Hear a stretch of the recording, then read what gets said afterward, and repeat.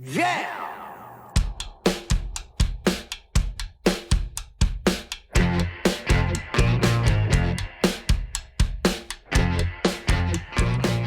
Hey, it's Josh Williams here with another episode of the One Man Podcast, a bonus episode, if you will.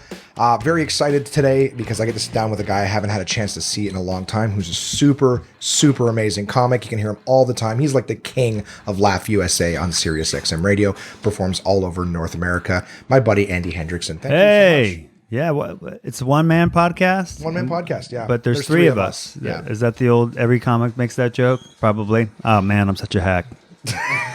That was a great intro. Yeah. What is with these? Oh, okay. Pop top. Is it just melted or popped? Or that's interesting. Yeah. Thank you so much. Thank you. That's my fiance, Linda, everybody. If it doesn't work Thank out, you, I'll Linda. marry her. She's a sweetheart. We keep getting made fun of because we take off our shoes when we get into Yeah, places. that's right. Canadians always take off their shoes. And I never grew up that way. So No? I actually grew up, I lived in Hawaii for a few years. We used to just walk around barefoot all the time. Really? Yeah. Well, yeah. My 'cause- brother says that we used to actually go to, I kind of remember this, but I was little, that we would walk to school barefoot. We would be barefoot at school. That's amazing. What island? Oahu. Wow. Yeah. I thought Hawaii was one island. That's how good I am at stuff. I'm like, oh, really? Hawaii, that one island? Anyway, you and your Canadians and your shoe habits, but that's okay. It's just polite. Well, you know what? I can't get people to take off shoes at my house back home. Oh, really? So it's not even like all of us. It's just some of us are still animals. Yeah. Well, impossible you to live guess. in the frat house, the comedian frat house. Yeah. Up in Ottawa. Yeah. Yeah, but the people who come over don't live there. Oh.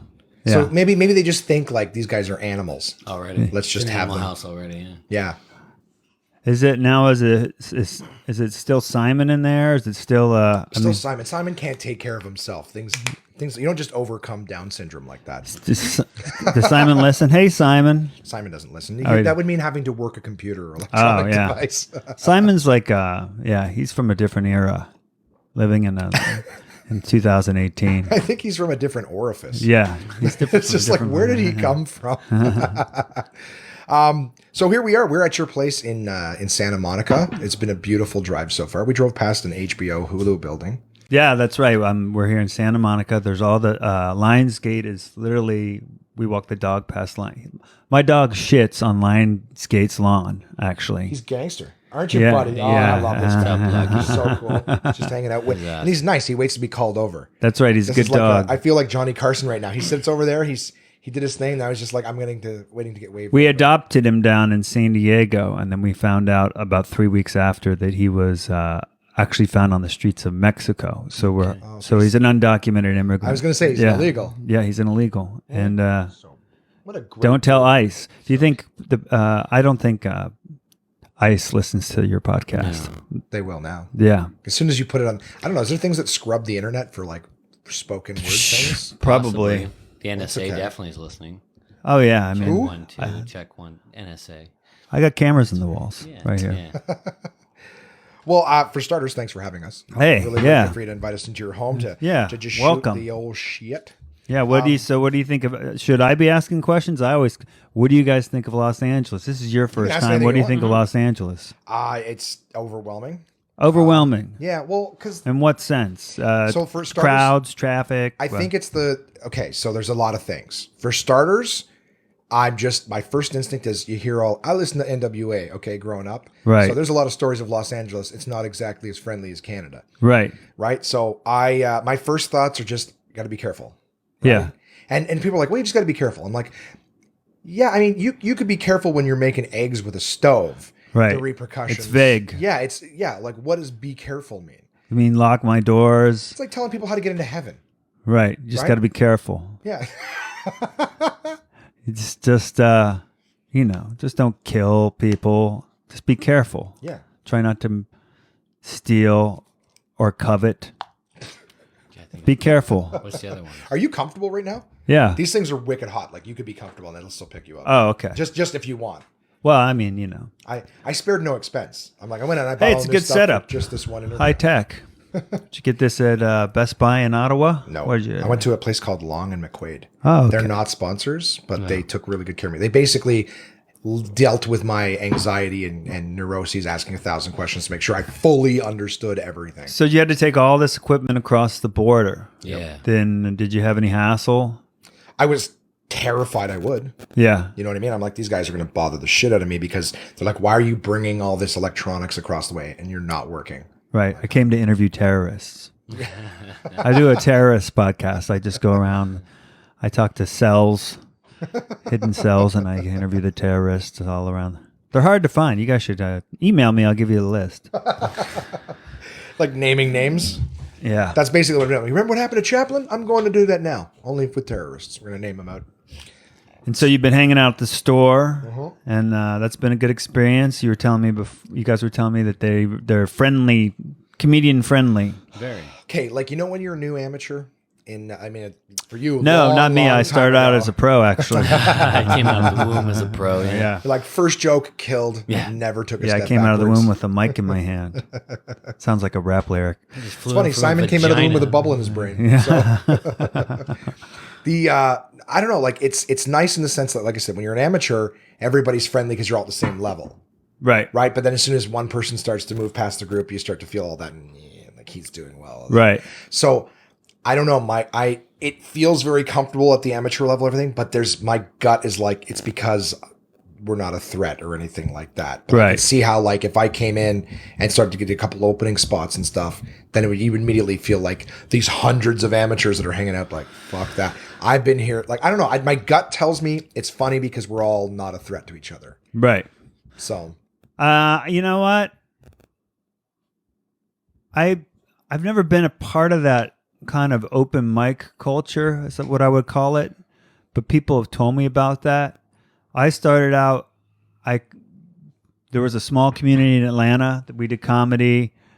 This is a long time ago. It was 98 was my first time on stage. yeah, we and- always ask that on the podcast anyway, so we may as well just get right into it. Yeah, in 1998, I took a comedy class, blah, blah, blah. People, you can say pro or anti comedy class, but it worked for me. I got my 5 minutes, and then from that, I built. But there wasn't much going on there except for one comedy club that had an open mic every Tuesday, and like, whatever, 20 people would sign up, and they would give you they gave 2 spots out. That was it.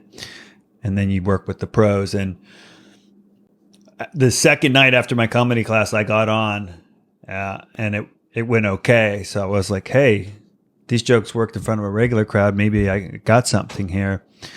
And then anyway, so we started doing comedy all around Atlanta, but it wasn't like, this was back before Facebook and YouTube and all that shit. So when you promoted a show, you just put up flyers and you just, called friends, and there weren't as many bar shows. So there's just, for the first 2 or 3 years, it was just very sporadic getting stage time. But I eventually, long story short, worked myself into a position where I had about 20 minutes of material. And then I started going out on the road, just emceeing and stuff. And then I got a part-time job and eventually phased that out. But so I went on, and then I just went on the road for like 7 years. And before I moved to New York, I was kind of middling and headlining. I do a little bit of both, and I was doing a few colleges. And so when I got to New York, I was pretty seasoned. 7 years is decently seasoned. And yeah, I had a tough time like getting on the bar shows and getting to know people and getting into the clubs and stuff. But I never felt that that open mic.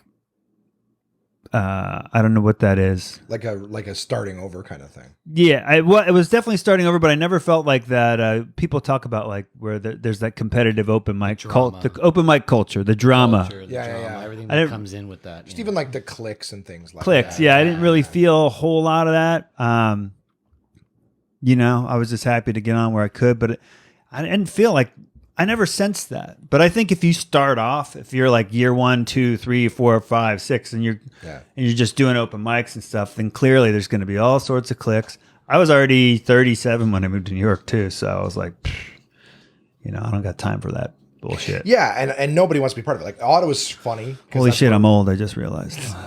But That's what we came here for. Yeah. This isn't even a real recording device. It's an intervention. yeah. Oh, All right. We're just trying to say, quit. Can you turn your We want the stage time. love you. Get out of the business. Let the younger guys move up. It's just when you hit 40, you can't wear the hat like that anymore. Yeah, That's that's true. you gotta it's a habit. You got to turn it around. Yeah, you gotta all right? it's our version of Logan's Run. You got to renew and let the young ones.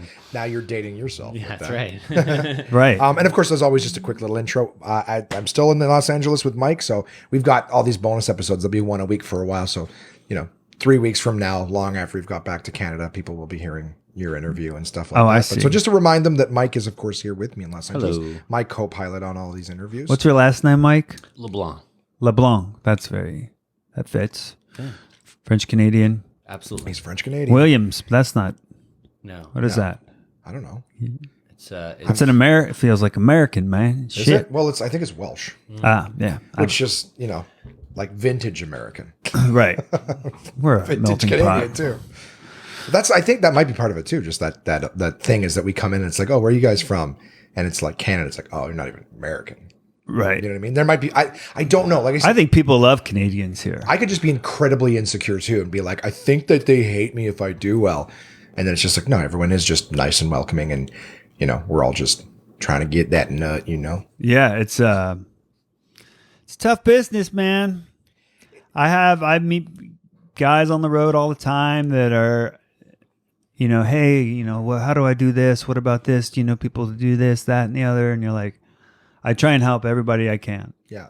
If they're good or not even, they don't have to be good, but they have to be trying and good people, right? If there's some kind of cocky douche who's, even if he's super funny, but if he's a dick face, I'm not going to help him out, right? Well, and the thing too is one of the few things we have in this business is like our word, right? So like you're not gonna give someone a reference because you feel bad for them. You're like, okay, well now nobody over there is going to ever take a reference from me again because I sent them this piece of right, and then or even just for advice. If I meet a guy or a girl who needs, like, hey, can I run this thing past you, or how do you think I should approach this, or whatever? I'm always happy to help. But anyway, I remember when I see these people, the reason why I'm so willing to help is because I remember when I was in that position and how lost you feel when you're a newer comic and you're just trying to figure out how to navigate the comedy waters. And someone once told me, like, I don't remember who told me this, but it was like, with comedy or any kind of art form, there's no linear path, right? There's no like, if I do this, then this will happen. And so everything's tough. Throw it against the wall and see what sticks kind of thing. Right. Which is tough. And this is an old guy thing to say, but it used to just be like, well, it's based on your merit. If you're funny, if you're really funny, then the industry will come to you and you'll get a TV show. And now it's not even close to anything like that. Now it's like, are you good on Instagram and Twitter or whatever it is? And can you sell tickets? How many viewers does this show get? Which is fair. That's just how it's morphed. That's what it's morphed into. It used to be that marketing was a different person you would hire. Now you have to be marketing. Right. You got to be, a comedian's got to be everything. They got to be a great marketer. They got to be a great promoter. They got to be funny. Most times. That's a great way of it's, most times. It's a lot like music, right? A lot of comedians, like, we'll see some comedian like, I can't believe that dude is so popular. I can't stand their comedy. It's so basic or whatever. Yeah. But, you might like punk music and hate country music. It's the same kind of thing. Yeah. I listen to country songs and the new, like the pop country shit. I'm like, Florida, I can't believe people like this shit. I thought you were saying that you listen to it. Every song's like, it's like so formula. Yeah. My truck, my whiskey, my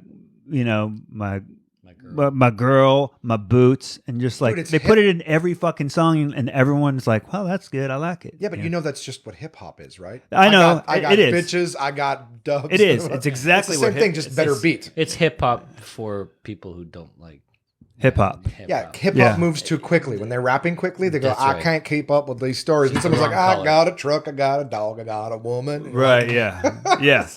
I guess it's poppier. Yeah.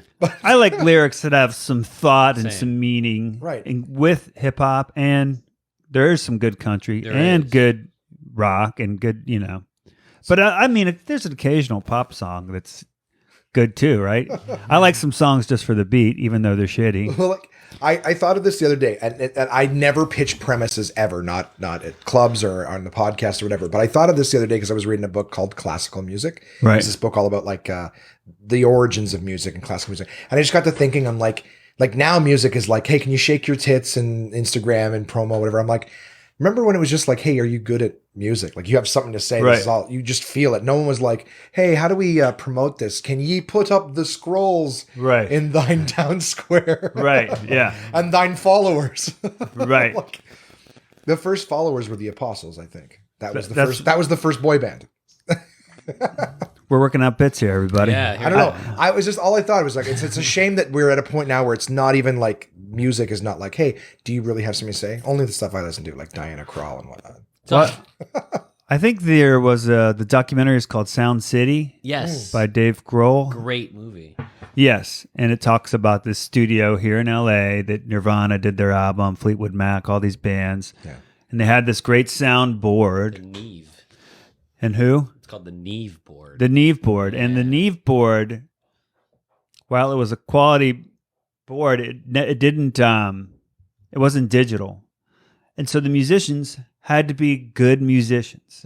They had to be great musicians. They had to play in rhythm. They had to sing in harmony. And that was awesome because it was quality music. Nowadays, you can just go into a studio and put a, what do they call it? Auto-tune? Yeah. Auto-tune. And it's just like any shithead can, Oh yeah. if they got a good producer, they can just make a good song. Nick Carter from Ottawa. I'm sure you've met Nick years ago. Yeah. He doesn't do stand up anymore. I haven't No? seen him in a couple Oh, that's years too now. bad. Oh, Nick was hilarious. And I remember one time we was listening to one of the relatively new pop songs years ago.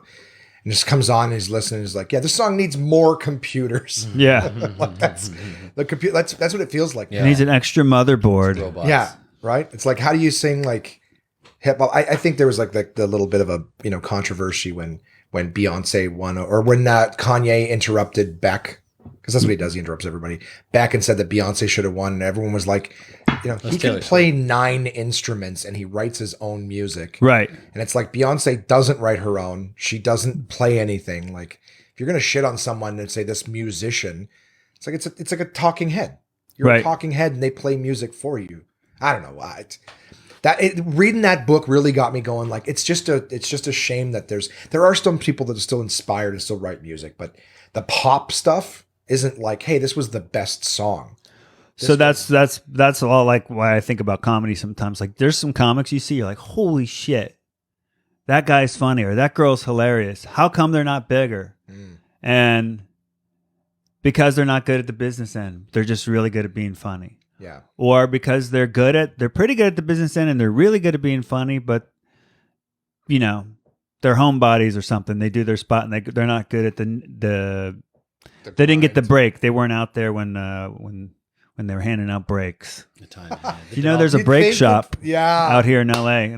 I love that. You just go and you just give them your soul. They hand you. You just I've been driving by and thinking it was a mechanic. no. I should have gone into the brake shop. It's actually where you get a break in your career. But my understanding, they used to hand out development deals for a long time, and like up until the 2000s and such, and then they stopped because it was just kind of they weren't panning out. Like I don't know if you The probably whole around that era. Yeah, but I wasn't. I wasn't. I was doing comedy, but I wasn't good enough to be like catch the tail end of that when they're handing out breaks. It's so funny that some comics, like when you talk to them, they actually, it's almost like that's their mentality. It's like they're just giving out chances. No, it doesn't happen that way anymore. I don't think it's a series of small incremental little things, right? You do this thing, you meet that person, they connect you. You do this, you do Montreal, you meet some people at Montreal, they put you on this other show, and you meet this person, and it slowly builds until something cracks, and then maybe you get a Netflix special, or whatever. Yeah. Even that doesn't. No, what moves the needle? Nowadays, Everyone thinks that it's like this one thing is what just skyrockets you. You never know. I personally, I don't know if I've ever shared this on the regular podcast or with a guest before, but one of the first things that I noticed about this whole trend changing was when they started to do the whole, American Idol thing. Right. It's basically, hey, can we get a bunch of people who want to be like before? It's like, hey, we think you have talent. Let's put a bunch of money into you and try to promote you and see if we can sell you. Right. They're taking the risk. Now it's like, hey, what if we just got 50 people that all show a minor amount of talent? We'll get them to compete against each other. We'll let the actual audience tell us who they like the best. Right. Versus trying to spend all that money. We don't even have to pay them in the process. And then when one of them wins the grand prize, guess what? They've already got all of this listenership. And when we sell the albums, we know we're going to make the money. It's like one giant bringer show. Yeah. Yes. And that's exactly what American Idol is. It's just a bringer show. And I think that's why the social media stuff works too, because you basically can look at someone first and go, oh, they already have 100,000 people, 1 million people that are into them. Let's give that one a crack because they're already watching what this person's doing versus the whole, hey, that's development deal. It's basically they've gone, we don't need to put our own money into it anymore because we can just see who's already popular and then just back that. YouTuber wasn't a thing. Now it's a thing. Well, it's also because it's this seems like a business podcast, but it's all is it funny? It's no, but it might be interesting. It's not necessarily funny right George now. Carlin, man. But it's so saturated and fractured, right? So the studios that used to be the powerhouses, NBC, CBS, ABC, or whatever, now there's tons of competition. There's 200 channels. There's all these streaming services and stuff. So they don't have the kind of budget just to like make bets. Right. Everything's tighter. If I've talked to guys that worked in, TV and stuff and movies, and there was a guy that came out to Astoria, Queens. They were going to try and do a reality show on all the comics that lived in Astoria called Funny in Astoria. They came out and shot us and never went. But I remember him telling me, he's like, now everything we do, even that's why reality shows are so popular, is because it's so cheap. But now everything we do, we got to turn in a report for every single expense. Because back when I used to work in TV, whatever, back in the early 90s or whatever, I would just use the company car service to go do laundry and to go to bars. And I'd get hammered and I'd call a car service. And it didn't matter. You could just throw money around. And now everything's competitive and they tracked and they got to really keep their eye on it. A lot tighter. Yeah. So anyway, what about comedy? Hey, like I said, honestly, with my podcast, it's not like, all right, it's got to stay funny. Hey, welcome to the morning show. Do you know why I like doing these? Is because I every time you see like radio interviews, it's always like, hey, be funny, force it, whatever. Right. And I've always had way more fun just chatting with the comics and actually getting an opportunity to ask the questions that nobody ever asks. Right. I wanted to do a podcast years ago with just like talking with athletes and stuff, because you watch those little 30-second interviews and it's like, oh, well, we should try to stick to the game plan and to come back in the next quarter and just try to put things, put more on their defense and try to get offers. It's like the same. Do you know they get coached, by the way? Of course they do. Yeah. They're like, there's a professional person that says, say this, say that, just repeat it over and over and over. Yeah. It's not like these guys are athletes. If they were articulate, no, I'm kidding. They're making millions. I'm making fun of millionaires here. Yeah. Yeah. He's the best, by the way. Lucky's amazing. Hey, puppy. Yeah. He's a good dog. We got really lucky. I mean, we're fortunate. No pun intended. Yeah. He's so funny. Is that why he's got a little facial hair? Huh? He's got a beard. From? Yeah. I love this dog. It's crazy how much I love You're this like, dog. he ran away one time. You found him in front of a Home Depot? Yeah. I was like, when we first got him, I was like, you know what? He's not going to be allowed in the bed. I'm not going to be one of those people with dog hair all over me. Good luck. And now I'm like, I walk around, I'll be at the grocery store and I'm like, oh shit, I got dog hair all over me. And like the bed, he sleeps in the bed every night now. Yeah. It's like minorly annoying at times, but there's like a whole brand of stuff that says like dog hair, don't care in Canada. Oh, that's kind of annoying. Yes. Try. I make an effort. Oh yeah, they don't have themselves covered, but the whole, that's just a brand that's like, I'm all about my dog. Like you got a golden retriever or something, you're like, there's nothing you can do. It floats in the air and you're like, how? Right. But they bring so much love. They do. People don't get dogs. Like people with cats. I don't hate animals, but Jesus Christ, cats are boring. It's like I want somebody to love me, but I don't have to do anything. Yeah. Like that says a lot about what you'll bring to a gotta, human relationship. you gotta give. Yeah. If you want me to love you, you gotta give back a little bit. Yeah. Stupid cat. So no, some cats have dog-like personalities. Yeah. Yeah. But then that's the ultimate compliment for a cat is like you're like another animal that's already better. Right. It's also Russian roulette if you're ever gonna even get an animal like that too, right? You're like, well, my cat's got like dog-like personality. That's if you get a cat. You don't know if you're going to get one of those. You might get one of those asshole cats that'll knock down every shit on your table. Anytime. Yeah. My mom had an asshole cat. Yeah. And man. I would even say that a dog with a cat personality is still better than a cat with a dog personality. Sorry. Right. That's funny. That's actually funny. It's like you're That's still a good better bit. as a dog. I'd rather have a dog with a cat personality than a cat with a dog personality.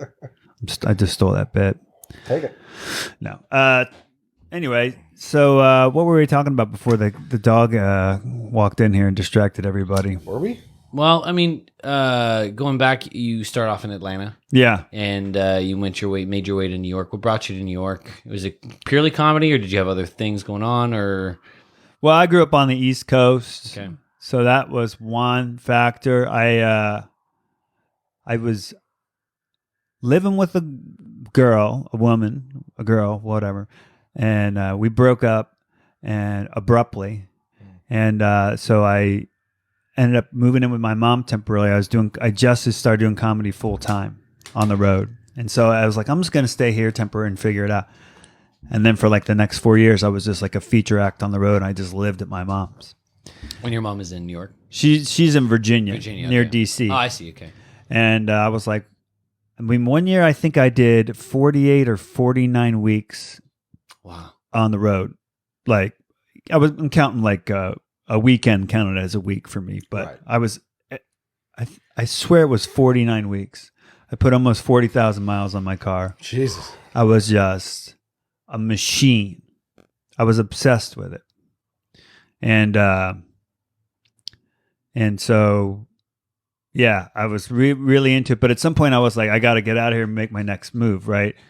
So I tried to get into the college market because that's kind of lucrative, and I slowly got into that a little bit. Once I got in there, I was like, okay, now it's time to move.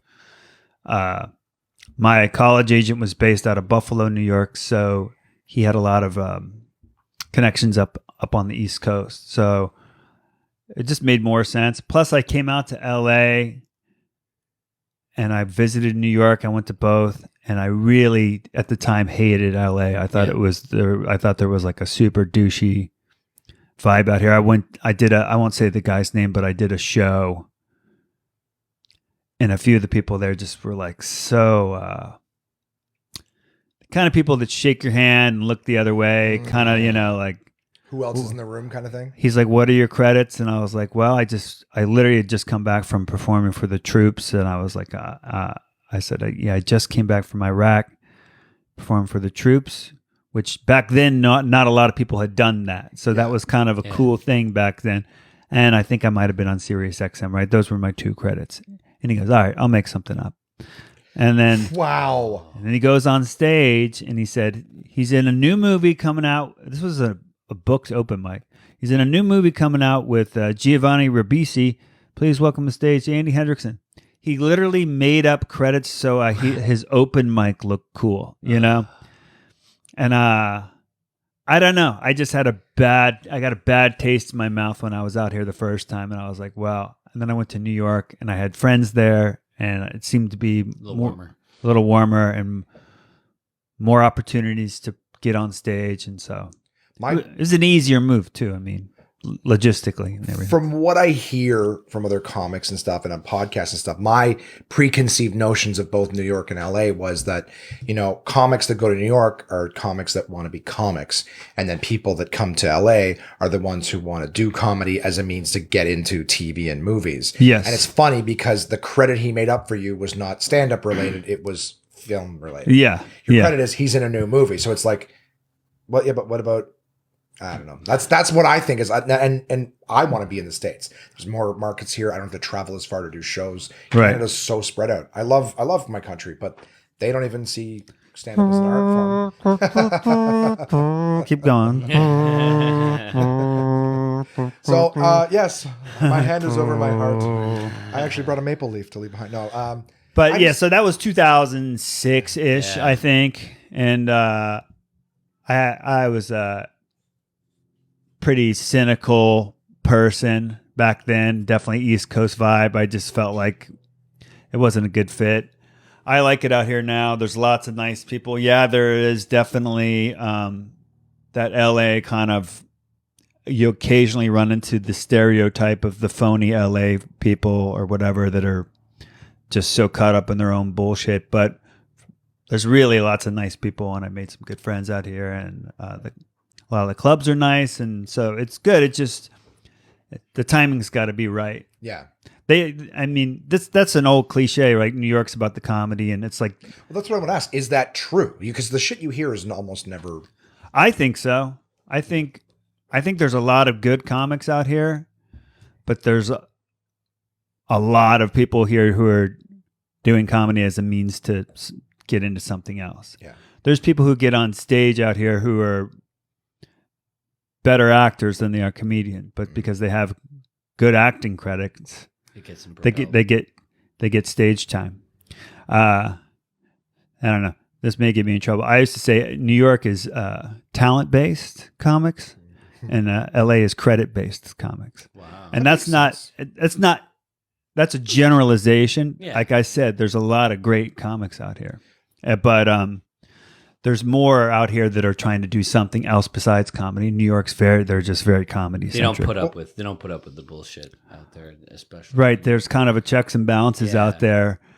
I also feel like the crowds here they're more sensitive here, but they're also way more forgiving.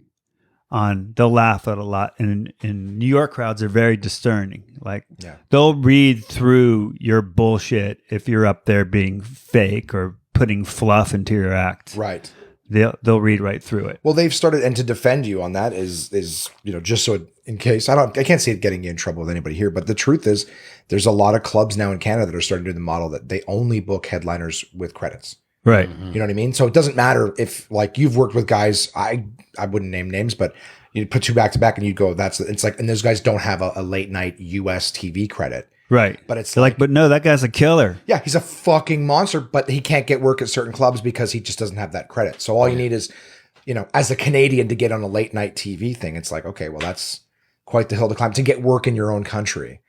Right. So there's places that's a model now because they go, well, the audience just wants to see that. And they go, well, I know what that is. I don't know who you are. So I'm going to. It's like you're playing a video game. You get that achievement unlocked. Boom. There you go. Now you're bookable. Now you can. Now that little darkened out area. But I totally get that mentality. You're like, there's the talent based, and then there's the credit based, and that's the difference. Yeah. And it doesn't mean just because you have the credit doesn't mean you're a fucking killer. It means that you had a killer 5 maybe or 6, and sometimes not even. Right. Yeah. Exactly. And I mean that's unfortunate, but I also understand it as I'm not a club owner, but I can also see where you're like. At some point, you got to draw a line, right? There's 1,000 comics banging down your door. How do I set some kind of filter? Baseline. Yeah. It's probably not fair, but it's probably makes life a little bit easier. Well, they probably look at it and go, well, if NBC or ABC was willing to risk their advertising dollars on throwing that guy on their show, then that's got to stand for something. Yeah. That's the only thing I can think of is they look at it and go, well, they were willing to show 1 million people that guy. There's probably enough of them that. Yeah. Luckily, I think I started in a time where, that wasn't the case. Right. When I started, they would put up the MCs. They don't do that anymore? No, not usually. It's always a local guy. Now, usually the features are local. Really? Yeah. Sometimes they'll bring in features and put them up. Depends on the club, but that's diminished a little bit. Yeah. So, and clubs are, from my understanding, a lot bigger here too. What do you mean? You get like 300 to 500 seat quote unquote clubs. Yeah. And you're like, that's a theater. That's a little theater. Small theater. That's not a lot of those improvs and some of those funny bones are really. It's kind of become like a machine, right? They're organized. They're a corporation. They're like, okay, we're going to rebuild this room, make it 300, and they've done all the numbers and stuff, and they just, What sucks is playing a room like that when it's half full. Oh Yeah. I think every comic would always prefer the low ceiling, Yeah. 150, 200 people max kind of thing. Yeah. Or if you're fortunate enough, I've done enough theater gigs. Like to me, that's the ultimate perfect place to do comedy is in a theater, a full theater. Everyone's facing forward. They've all had their drinks. There's no waitresses or waiters walking around. They've paid probably a decent ticket price to come in. So they're like, I'm going to watch this. I'm here. And just the atmosphere in the theater is just great. And they're there to see you. That's the best part too. They're there to see you. Nobody walks by a theater and goes, "Gee, I wonder what's playing at the music hall tonight. Let's just buy $100 ticket or whatever and see who's there." They're like, no, they're there to see you.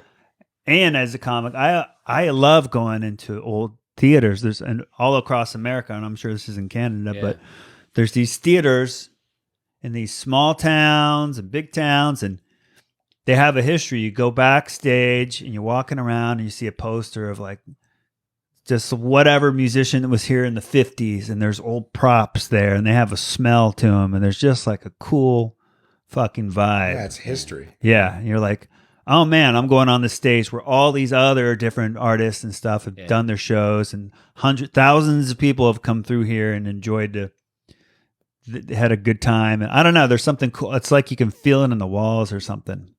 I love theaters. Yeah. Too bad I'm not big enough to play theaters. I felt that. I've been at the Neptune Theater in Seattle. Yeah. If you've ever had a chance to play there.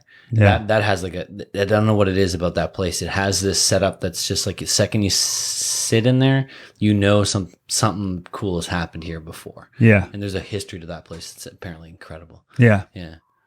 I like the movie theater. Yeah. I like movie theaters. I've seen all kinds of stars on the screen.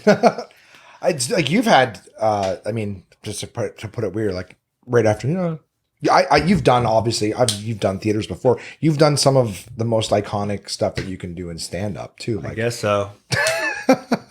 See, that's how you can tell Andy's a real comic, because instead of being that guy who's like, I did this, and he's super excited, he's like, yeah, there's always there. Yeah, well, you're always like, that was a while ago. I need something new. I got to work on something new. The best way to know you're still a comic is to never be happy with your You never be happy. No, it's always the other one thing. That's the curse of being an artist. Because as soon as you're happy with it, you're done. As soon as you're like, yeah, I've done everything I need to. Yeah, I'm good here. Well, toast. I will say this. I became pretty obsessed with doing Letterman when I lived in New York. My roommate Keith had done it. Keith Alberstadt, very funny guy, good dude. And some of my friends had done it. And it was like the iconic. It was like the last late night TV spot that had real clout. Mm-hmm. And I became almost unhealthily obsessed with getting on that show. Mm-hmm. And some new bookers took over and I got them a tape, and I won't go through the whole process, but it was like back and forth and multiple live auditions and multiple recording of the tape, change this joke, edit this. No, we like these jokes instead. Do this. Okay, come back to our second live audition. The producers will be there. Okay, we like this. Send us another tape. Okay. Well, can you switch the closer? Like this went on for how long? A year. A year. Yeah. That to do like 5 minutes? To do 5 minutes. Wow. That's crazy. That's a lot of mental. Yeah. Yeah.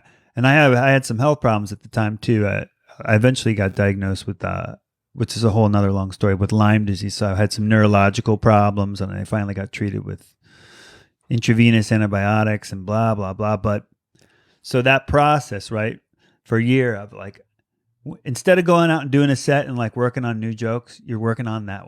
Like, I got to get a new tape. I got to get this tape to him. So it's not even fun, right? You're like, I got to try the set another way instead of like, I got to work on these new jokes. I'm fascinated between I again, not in a hurry to move off of it, but the fix it and then come back and audition it again, because you're giving them tapes. So my thoughts are like, are you filming like here's me filming what you've asked me to change? Here you go, and then I go, okay, now come back and show us. Okay, I'll tell you how it went. So I sent them a tape. I met them in person. Keith introduced me to him, and they said, yeah, we're looking for new people. I was up in Montreal at the Comedy Works. Mm-hmm. I taped my best 10 clean minutes up front, and I had a super hot crowd. I sent them that link with the tape, but I sent them that link, and they're like, hey, this is good. The thing is, you don't hear back too, so you're always wondering, like, you wait a while, finally there's a response. Well, we're doing a showcase at, I can't remember the name of the place, here in New York. You available? Yeah, I'm available. Okay, you sent us a 10-minute, give us your best 7. It's okay. You did that showcase. It was in kind of a weird space, and not everyone just kind of did okay, right? Okay, I give you my 7. You're like, in your head, you're like, do I follow up with them? I don't want to bug them. There was a whole lot of that. Yeah. Well, what's the play here? Do I wait another week? What should I do? Am I being a pest, or am I not? Are they forgetting about me? Should I remind them? All that shit. And then you go. So I finally got a hold of them after that, and they're like, okay, yeah, we liked what you did. Give us the 5 that you want to do on TV and on tape. Mm-hmm. So I take that from that 7 minutes. I build a set. Okay, what am I going to do? These are the ones I like. Chop it down. Try it a million different ways, and until you get them all to seg from one thing to the next. You get it perfect. Okay, I'm going to open with this. I'm going to close with this. I got it perfect. Been practicing these sets for months. I finally got the right crowd. I brought my camera again. I set it up in the back of the room for the 40th show. I nailed it. You send them that tape. Then you don't hear back. You don't hear back. Should I follow up? I don't know. Should I follow up? Finally, they get back to you like, hey, this is good, but actually, these are the jokes that we like. From the first 7 minutes you sent us. Couldn't told us that. We'd like to see a set with these jokes. So they just almost like, well, show us what you want, and then they go, here's what we want. Yes. And in your head you're going, fuck, man. I just spent so much time obsessing, making sure I got this thing perfect, and I sent it to you, and now you want these jokes? But in the back of your mind, you're also going, hey, these are the Letterman bookers, and they responded to me. Right. At least they're interested. Most people I know who have been trying to get on that show don't even get a response. Okay. Right. I almost feel like they want you. Like, back in my mind, I'd be like, it's like they want you, but instead of just saying we want you, we're just not ready for you right now. We need like 6 months. They're just like, let's just keep them sharp and tight. And we can't just be like, hey, we're gonna keep you for 6 months, because then you go, okay, I got that 6, and you just let it slide. They're like, no, we need to keep him in the gym for 6 months, keeping the set hot, right, for the second we want. It's the dating equivalent of. We'll take any of that 10. We just got to tell them this here. We'll just bounce it around, keep going to the gym, and action. Right. So I get that 5 ready. Yeah. Based on those jokes. Okay, now it's 6 minutes. So I'm going to have to cut out a joke. Okay, you finally get that ready. Send it to them. Don't hear back. Well, same deal. Finally, they get back to you and say, okay, you know what? We're going to do a live showcase in front of the executive producers on this night. Can you be there? Yeah, I'll be there. You get there and you do that. That went pretty well. I remember Michael Che was on that. Okay. It was in Caroline's on a Monday night, shitty crowd. To Michael Che's credit, all of us had just mediocre sets because the crowd was kind of a dud. And he got on stage, and I remember he kind of just amped it up. He just his presence, something about. I remember feeling like, whoa, what is that? What's happening here? Like, he just changed the energy of the room just by standing there. I swear to God, it was like his demeanor or his presence. And he was on the show like 2 weeks later, 3 weeks, because he had some topical material about Obama. And I was like, oh shit. And followed up. Okay, you know what? We like this, but we want to switch the closer. We need to see the tape finishes. Switch the closer around. Fuck, okay, yeah. I really wanted to end it this way. I mean, I spent so much time figuring out this is, to me, the best way. Oh, now, but we think you should, okay, flip-flop the last 2 jokes. Okay.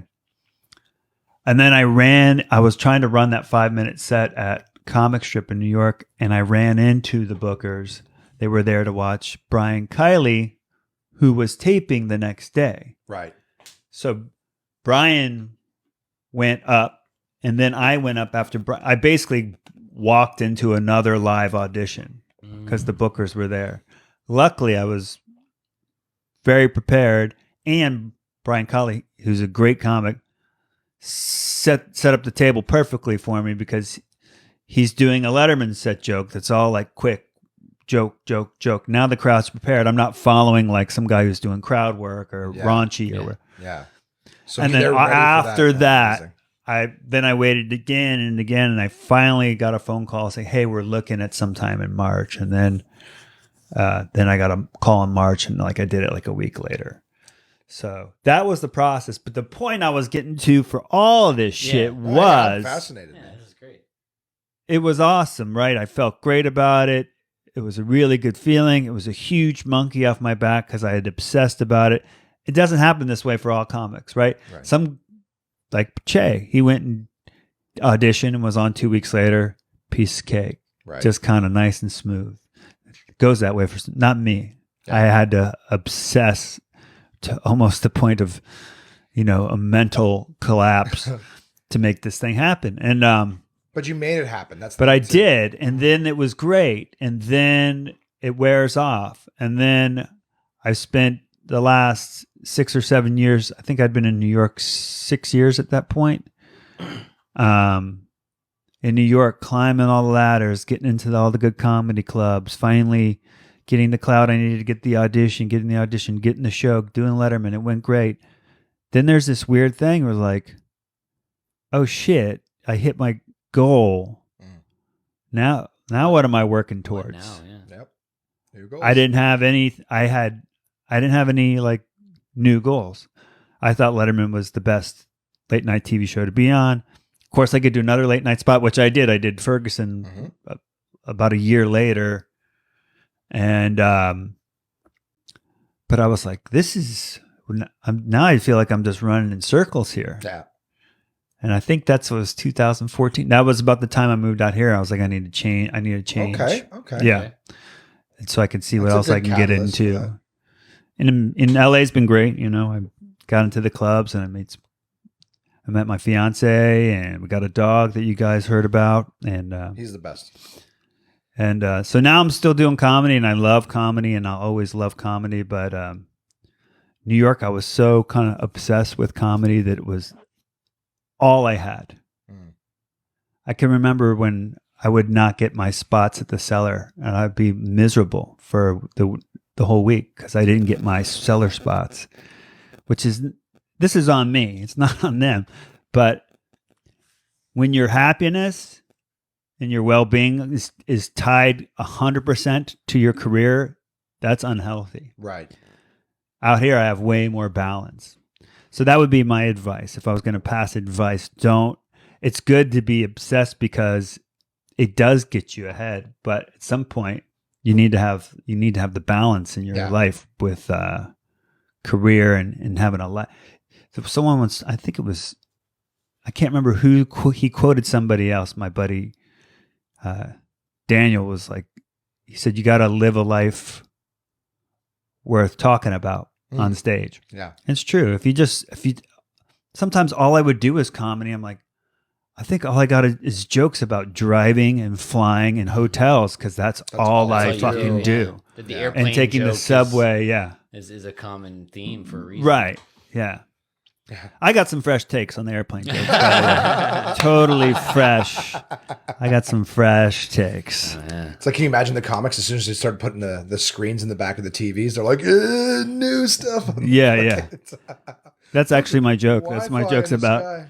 My joke is about, it's new. My joke is about, I'm watching a movie on the plane and the guy next to me is watching the same movie, but he's 1 minute ahead of me.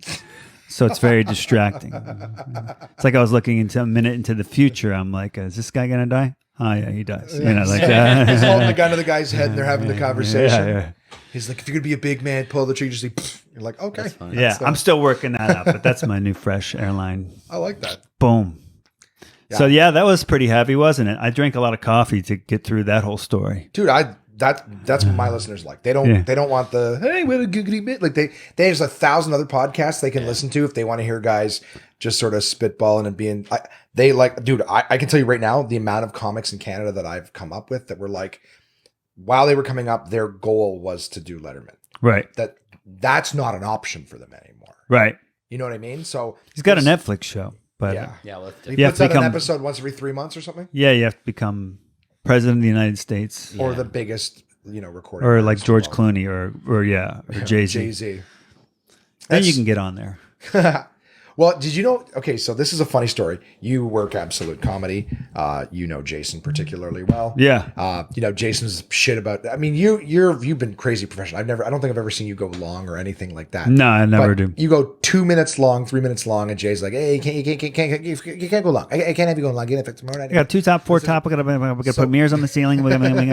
Simon, you got the sound all fucked up. Simon, get the fucking sound. Fucking idiot. Just play the spaghetti song. You heard about that? What? No. Were you there? I mean, I know that they play the Eminem song all the time. Yeah. Well, one night Brendan McKeegan put on the spaghetti version of that song. He just keeps saying spaghetti, and Jason thought he was having a stroke. They didn't tell him, and he's like, he thought he was having a fucking stroke because it just kept saying spaghetti, and he's like, I remember when we I guess Jason gets startled easily when he wakes up.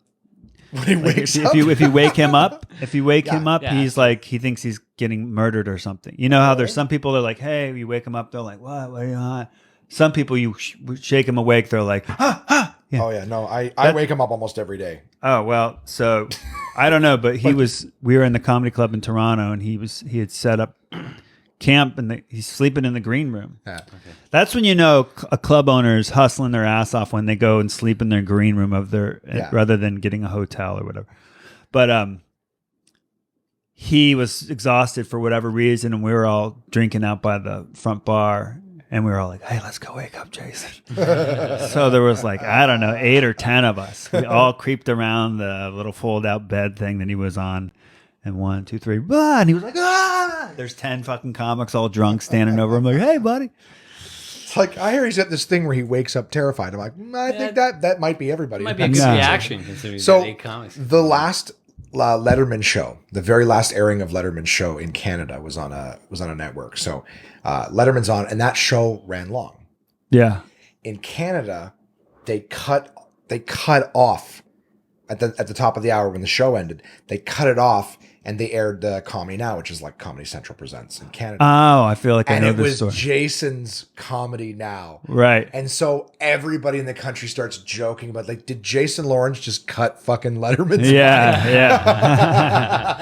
for running long? It was fucking hilarious. And Jay, of all the people, any other comic who'd ever done a Comedy Now would have been like, do you know how many people were just watching me? Like right now, my special start, who might be like, whatever, just leave it running, whatever it is. Yeah. But I'm like Jay, who would quit comedy. Right. It's like the only comic who'd be like, oh, I can't make use of all those eyes on right. I don't care. You didn't give a shit. Does it bring more people to my club? No. I have a quick funny story. I don't know how long we've been talking for. We're got to get going soon. Well, we don't have to go. It's I'm not going to try to say the rest of our lives here, but tell stories. I did a 3:30 if that makes a difference. We got to be there for 3:30, and it's you should probably get out of here. 35-minute drive, unless it starts to get crazy. Yeah, it's going to turn into an hour-long drive. Okay. So if you want to grab lunch and all that, you should probably get on the road by I don't know. You don't want to have to stress to get out there. Is it worth driving down to see the beach? Someone's like, yeah. Well, it's definitely worth it. Should we grab food there? Yeah, I'll tell you guys where to go. Okay, groovy. We can talk about it off the air. I want to get the story. So I was shortly after Letterman. I was on a short list as a backup for this Clean Guys of Comedy movie. Oh, nice. Okay. That was put together by Dave Coulier. They kind of, people have opinions about his style of comedy or whatever. He's a great guy. And, but it was satellite broadcasts, live satellite broadcasts in 600 something theaters all around the country. They do it with opera, and they've had some success with opera. And so Dave was trying to do this with clean comedy, which was a noble idea. long story short, a couple people fell out. I got the spot. It was shortly after I did Letterman. The same year I did Letterman, so that helped. It was at this theater in Denver. It went great. My portion went great. I don't think it had a lot of success in the theaters. I think it did pretty poorly. It was only running one night live. Yeah. And so how many people are like specifically going to go see 8 p.m. on Thursday live clean comedy the one time it's available? Like it's very tight window, right? Yeah. It's not like, hey, it's a U2 concert. Come see a U2 concert. Right. Yeah. With no names except for Dave. The rest of, there were some other people. Jamie Kennedy was on there. Wow. And Clean comedy? Yeah, that's the thing. It was like they were just trying to get some people that had a fan base. And this was 4 years ago-ish? 2013, September of 2013. Okay. So, a long story short, it wasn't very successful. But in my head, I was like, hey, this is a good opportunity. I'll get it. It's like a 6-camera shoot. I'll get a good tape out of it. Could use it for corporate gigs or whatever. Who knows? I didn't know if it was going to be successful or not. But even if it wasn't, I'm like, I'm still going to get a good tape out of it, right? Yeah, man. So it wasn't successful. Of course, I couldn't see the live taping in the theater because I was doing it, right? So the following week, I was back in New York City. They were doing a one-time encore airing or whatever. Not airing, but it was showing in theaters for an encore. All the same theaters all around the country. It was showing down on, what's that? Union Square in New York City. Oh, wow. In this theater, the one night, Thursday at 8 p.m. or whatever it was.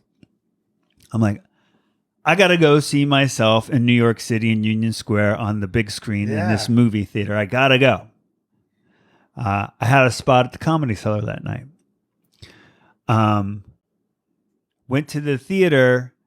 They had, in the re-airing, they had shifted I went third when it was live. They had I think they had, if I'm not mistaken, I know on the DVD when it came out, they moved me first. I had a good set. I'm patting myself on the back here, but they moved me up front because they wanted to set the pace on keep the momentum, right? I think that's why they did it. So anyway, they switched it around. I thought I'd get a chance to see myself, or maybe I thought I was going. I don't know how it worked, but long story short, I finally came up on screen. There was, by the way, there was only one other person in the whole theater, Really? me and one other dude. Yeah. And I finally came up on screen, and I'm looking at my watch, and I got to get down to the Comedy Cellar to do my spot. So I had to get up, and I literally walked out on myself. You walked yourself out of the room. That's and the other guy looked at me like, "What? You're not gonna?" I didn't say anything to him. Did he know it was you? No, but I thought that would have caught was like. In reality, if I were going to tell the story on stage, which I have a couple of times, I say the guy looks at me like, "What?" Now I was like, "Yeah, this guy sucks," But the truth is, the guy just looked at me like, "Wow, dude, you're bailing already," But I had to leave. Yeah. I think it was. Did you get to walk backwards out of the theater so you can still watch yourself on? But that was a weird moment. Just in this empty movie theater, and I'm up on the big screen, and I walked out on myself. This is 2013. You got to think, like, what were they thinking of doing, like, a live stream in a movie theater when everyone now, I mean, I guess this is pre-Netflix. When today, like, you can just have on-demand kind of video and stuff. They had the mentality of doing broadcast. They have had success of seeing, I think it's live at the Met, the opera, and maybe some kind of symphony thing. But that's a different because you go into it. It's a different experience. If you can't be there, say you live in Indiana and you want to see opera or you want to see a big ass symphony. Well, if you go into a theater with all the Dolby sound and the big screen, and you can really get a much better experience than watching that at home. Right. And so that was the model. Go see it live either. Like that 47-piece orchestra doesn't tour around. Oh, they're coming to Birmingham. Like, so that model makes sense, and they tried to do it with comedy, thinking, but it didn't work, unfortunately. And I know they invested a lot of money in that anyway, but it was good for my story. It's still friggin' incredible. Like, these are all experiences that live 600 theaters. Right. Amazing. Yeah. Well, it was like a clean comedy live aid. The value in it as a business person was that they were promoting it for a month or two in these theaters before it happened.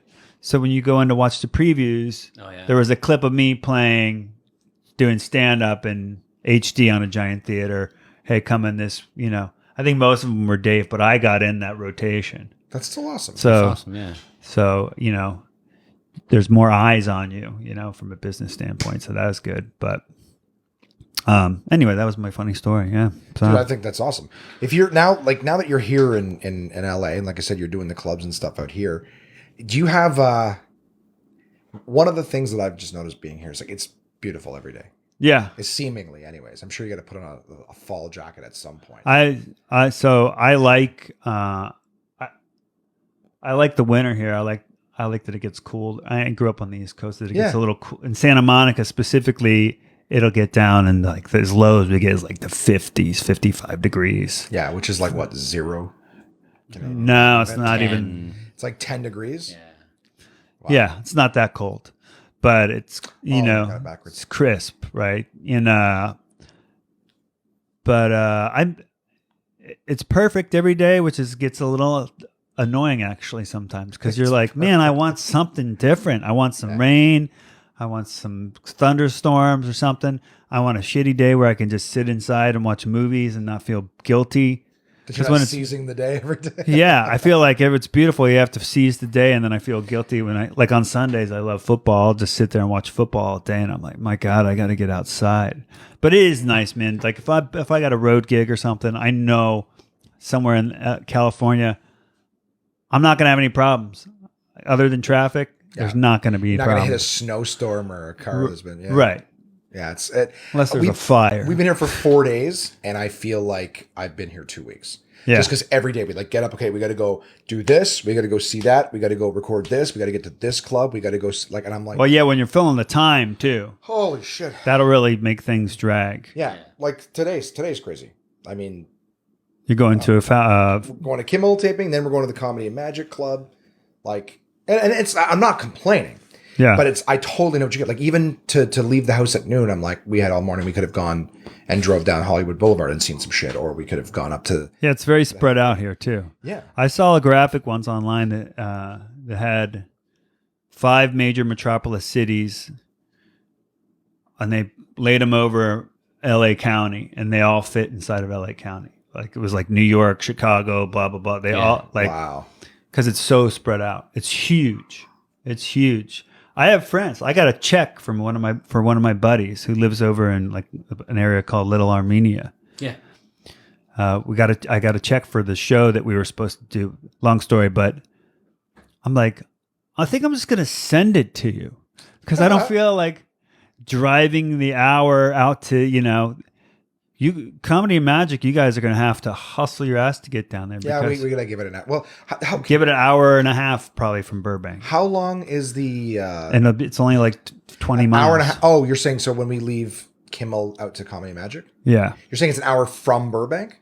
For sure, it's an hour from here, and I'm 13 miles if you go at rush hour. Okay. Well, we don't know what time the Kimmel taping is going to end. We know when to be there, but we have no idea how long. Yeah, you'll probably get out of there by 6, I'd say. You think so? I don't know. Okay, if we have to be at Comedy and Magic for 8, then we should be fine, theoretically. Yeah. Yeah. I hope so. So we're gonna edit that part out. You guys What wanted me to part? give you directions. Let's put the directions on the podcast. Sure. Well, we've got Google Okay, so Maps. what you're We're gonna do doing is very take. well, yeah, man. I totally, like I said, feel it. Every day I'd wake up and I'd be like, I have to be writing. I have to be out pounding the pavement. Are you going out every night to the clubs? No, I go when I have a spot, and that's it. I don't even do the hang anymore. I used to do the hang. Yeah. I don't. It's like, I have enough work on the road, and I'd like to have a little more here. And I should be.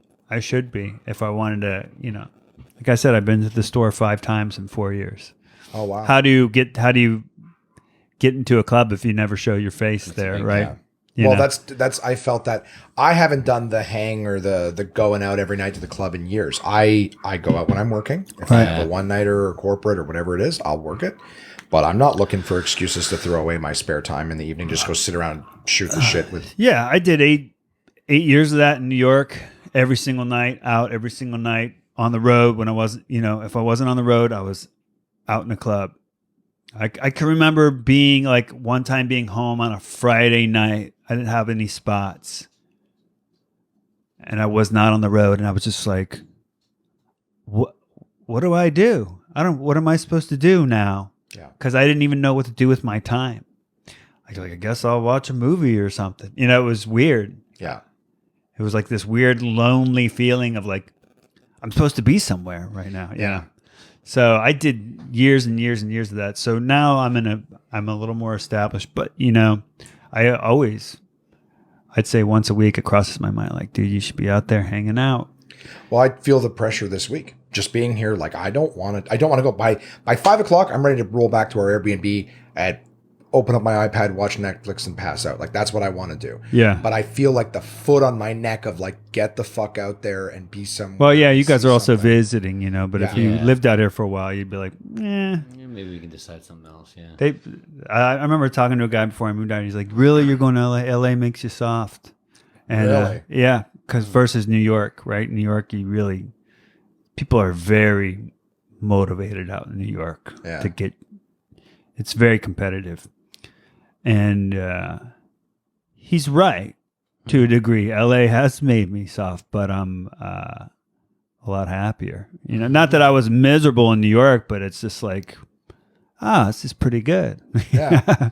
Dude, it seems amazing out here. Like I didn't ever want to be here the first few nights until yesterday when we went out to Burbank to see DJ. And I'm like, oh, there is streets that have more than one lane. Yeah, there each way. are and there's not suburbs. bars on every. I'm like, oh, I could live in a place like this where I don't feel terrified to walk down the street to the Yeah, grocery we've store. been staying in West Hollywood, so you can Yeah. see the density and sort of like. Oh, yeah, West denseness of that Hollywood's area. It's nuts. Yeah, and I'm like, if this is what I would have to be in, like, you want that decompress. I want to be able to go home and just spend the day where I don't have to go out, and everywhere I walk is like fucking insanity stimulus coming at you everywhere.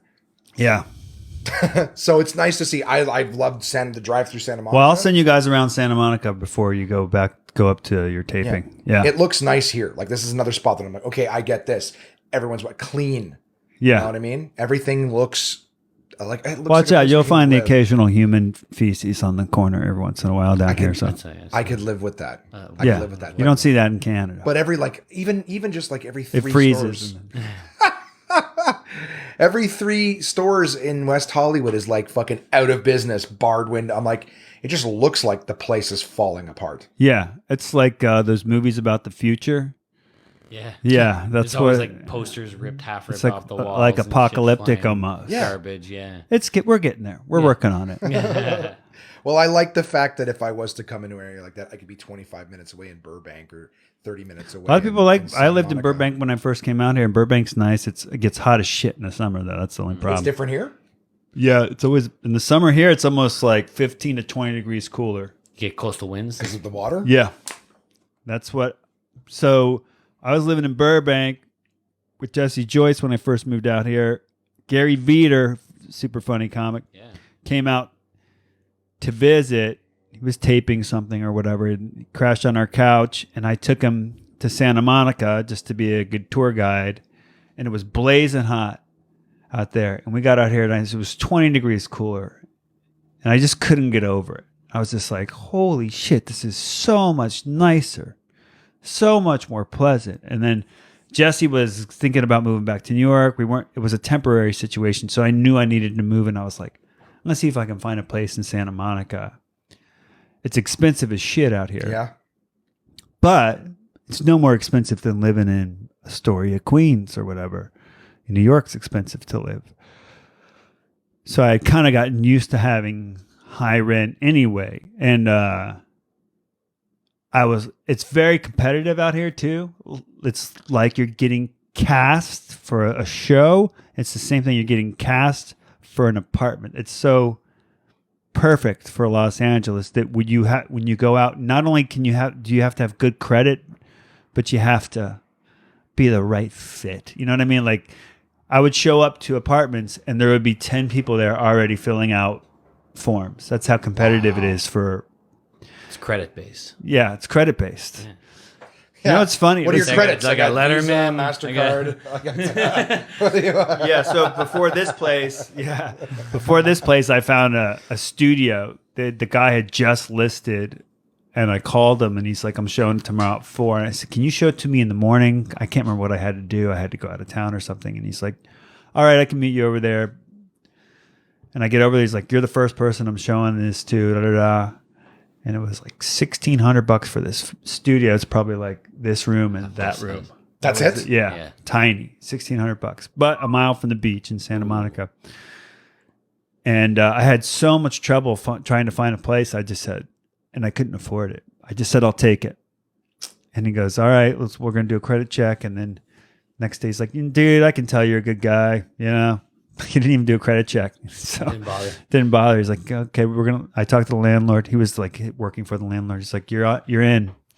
And that's how it all started. And I was like, I'll figure out a way to make it work. And I did. But okay, so you did have that studio. I had that studio. Okay, I'm like, you're here, so I'm like, what happened? Well, this Why place, didn't it it work took us out? 3 months to find. Wow.